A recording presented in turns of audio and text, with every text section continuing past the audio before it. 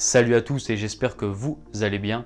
On se retrouve aujourd'hui pour la leçon numéro 28 et dans cette leçon, nous allons voir comment éviter la chasse au stop. Tout d'abord, la chasse au stop est-elle un mythe? Parce qu'on entend souvent des traders parler qu'ils sont victimes de la chasse au stop, cela sert souvent d'excuse aux particuliers pour justifier leurs pertes. Ont-ils raison de se plaindre ou est-ce une fausse excuse? Le stop loss, pour simple rappel, c'est le niveau de prix auquel vous décidez de prendre vos pertes, seulement si le trade évolue en votre défaveur bien sûr. Mais alors, qu'est-ce que la chasse au stop? La chasse au stop est pratiquée par toutes les grandes institutions. C'est une pratique qui est normalement interdite puisqu'il s'agit purement et simplement de la manipulation de marché. En bref, c'est simplement des traders professionnels ou alors des grandes institutions qui vont manipuler le marché pour toucher votre stop loss et ensuite créer de la liquidité sur le marché. Petite définition simple avant de continuer. Dans le domaine de la finance, la liquidité désigne la capacité d'acheter ou de vendre des actifs financiers en grande quantité, facilement et rapidement sans que les prix soient affectés. Un exemple de chasse au stop. Combien de fois vous avez placé votre stop loss en dessous d'un support et que le marché est venu toucher votre stop loss, puis ensuite est reparti dans le bon sens? Je pense que cela nous est déjà tous arrivé. Avant de continuer, il faut savoir que le trading est une bataille entre les traders particuliers, les grandes institutions et les robots traders, etc. Je vais vous dévoiler quelque chose. Les banques savent très bien que la majorité des traders particuliers apprennent des livres ou diverses informations sur Internet. Ils savent très bien que la majorité apprennent à trader des cassures, acheter des supports et vendre aux alentours d'une résistance. Par exemple, lors d'une tendance baissière, on aperçoit la création d'une consolidation de marché. La grande majorité des traders placent leur stop loss au-dessus de la résistance et vendent la résistance. Une autre partie des traders place un buy stop au-dessus de la résistance pour ne pas rater la cassure par le haut. Et d'autres placent des sell stop sous le support de la consolidation. Maintenant, faites le vide et demandez-vous où sur le graphique y aura-t-il probablement beaucoup d'ordres? Bien sûr, proche de la résistance et du dernier plus haut.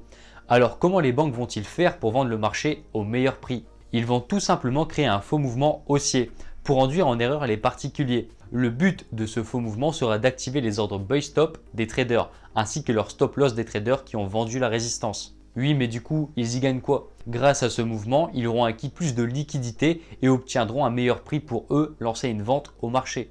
Généralement, quand le marché commence à dépasser un peu la résistance, 90% des traders vont lancer un ordre d'achat. Ils se disent la résistance a été cassée par le haut, je lance un achat. Et dans la plupart des cas, le marché réintègre la consolidation et finit par casser la consolidation par le bas et finit par continuer sa tendance de fond baissière. Je pense que tout le monde a déjà été confronté à cette situation. Autre exemple, le marché évolue en tendance haussière. Le marché crée un premier plus bas et ensuite continue sa hausse. Ensuite, il revient au même prix que le premier plus bas et rebondit brièvement dessus. On a clairement deux impacts, ce qui marque une zone de prix plutôt intéressante et donc un support. Alors d'un côté, nous avons les traders qui lancent un achat pour le suivi de tendance et qui placent leur stop loss très court en dessous du support. Un autre côté, les traders qui attendent une cassure du support pour se positionner à la vente et anticiper un retournement de marché. Les grandes institutions savent très bien que cette pratique est courante. Pour gagner de la liquidité et de la volatilité, il arrive très souvent que le marché effectue un faux mouvement baissier pour induire en erreur les traders. Cela touche le stop loss des acheteurs qui ont pris l'achat dès l'impact du support.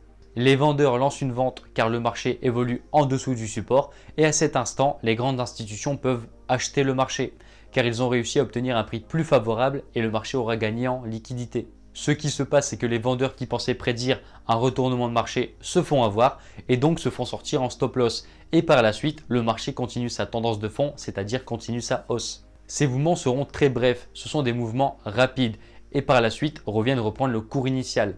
Et du coup, comment éviter la chasse au stop? Parfois, il n'y a rien à faire d'autre que prendre ses pertes, mais souvent, ces pièges peuvent être évités. Premier conseil, ne serrez pas trop votre stop loss. Vous croyez réduire vos pertes et donc avoir un ratio récompense plus élevé, mais vous vous mettez à la merci des grandes institutions. Il vaut mieux réduire son investissement et augmenter la taille en pips de votre stop loss. Deuxième conseil, attendez une confirmation. Je sais, je me répète, mais avant de prendre un trade, il est obligatoire d'attendre une confirmation claire. Troisième conseil, soyez attentif au volume. Sortez prématurément si vous voyez quelque chose de suspect. Généralement, ce cas se produit en cas de forte volatilité et dans les prochaines vidéos, je vous présenterai un indicateur de volatilité intéressant. Maintenant que vous savez comment éviter cette situation, nous allons voir comment en profiter. C'est simple, il vous suffit juste de vous positionner avec les grandes institutions plutôt que contre eux. On revient sur notre premier exemple, c'est-à-dire un marché baissier qui ensuite consolide.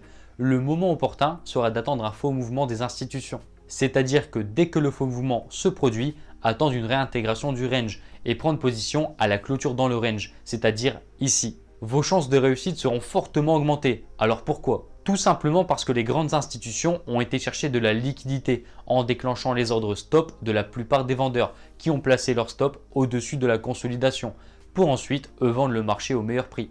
À partir de là, tu sais que l'intention des gros poissons est de faire chuter le marché. Il ne te reste plus qu'à te positionner à la vente juste après eux et de profiter de la tendance. Maintenant, on revient sur le deuxième exemple. On était en tendance haussière. Deux creux se sont créés et bien sûr, posez-vous toujours cette question.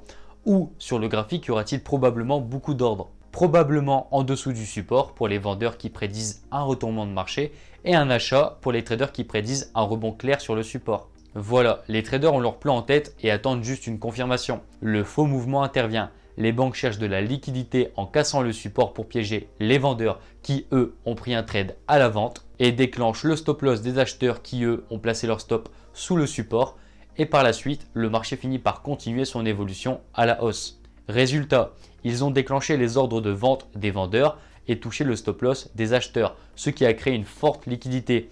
Il est temps pour eux d'investir dans le sens de la tendance et de lancer un achat. À ce moment-là, une belle opportunité s'offre à nous. Se positionner à l'achat après la réintégration du support qui valide la fausse cassure du marché. Petite parenthèse, il faut savoir qu'il existe deux types de brokers. Les brokers qui vont jouer contre vous et qui vont vouloir toucher votre stop loss et ceux qui ne font que transmettre les ordres de marché et qui eux n'ont aucun contrôle sur les cotations. Donc vous l'aurez compris, pour la suite, le choix du broker est une étape plus que importante. Il est obligatoire de choisir un broker régulé et reconnu. Ne pas confondre volatilité et chasse au stop. Si votre stop loss est touché, c'est que le marché a décidé de ne pas vous donner raison. C'est tout. Ce n'est pas une injustice envers vous. La chasse au stop se pratique essentiellement entre les grandes institutions. En gros, vous savez que si vous placez votre stop loss trop près d'un chiffre rond ou d'une résistance ou encore un support, vous avez des grandes chances de voir votre stop loss touché. Non, personne ne vous observe ou encore moins vous voir échouer, mais parce que d'autres investisseurs bien plus gros que vous ont placé leur stop au même endroit. Vous pouvez donc être victime indirectement de la chasse au stop. Mais il faut aussi savoir que la chasse au stop ne se produit pas en permanence lorsqu'on l'on teste une résistance ou un support. Il est normal que les vendeurs et les acheteurs s'affrontent, c'est la loi de l'offre et de la demande. La volatilité vient de là également, mais ça j'en parlerai dans la prochaine leçon. Voilà, et en dehors de ça, si votre stop loss est touché, c'est entièrement de votre faute. Vous devez l'accepter et assumer pleinement le fait de perdre un trade. Cela fait partie du trading, il n'existe aucun trader qui ne fait que gagner. Voilà, j'en ai terminé avec cette vidéo et j'espère qu'elle vous aidera pour mieux placer votre stop loss. Sur ce, passez une excellente soirée.